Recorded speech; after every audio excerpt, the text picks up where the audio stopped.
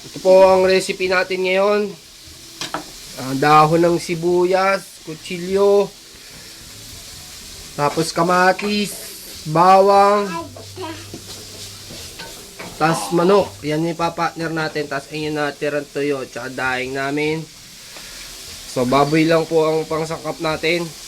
Ito na po ang baboy. Piniprito na po natin. Mga 3 minutes siguro, okay na yan. Tapos ito po yung munggo. Munggo lamang po yan. At tapos ito po yung gulay natin na gagamitin ngayon. Ampalaya. Ampalaya o karne.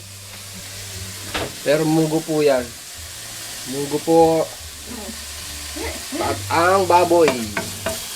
Sangkap natin yan. Piprito lang natin. Tostahin lang natin ng ayos yung baboy. Tapos ihahalo lang natin siya dyan sa ano. Antayin lang natin siyang mamula-mula. Pag medyo pula na po, okay na yon. Balikan natin yan. Tingnan lang muna natin ang dalaga ko.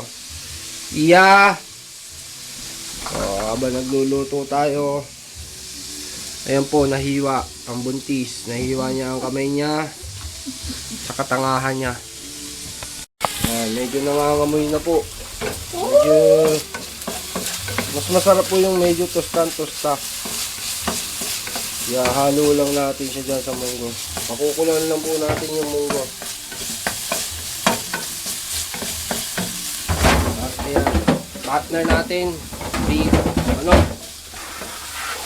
sponsor natin na Family Pack ng Korea. Tayin lang natin. Pag medyo pula na po siya, ihahalo lang natin siya doon.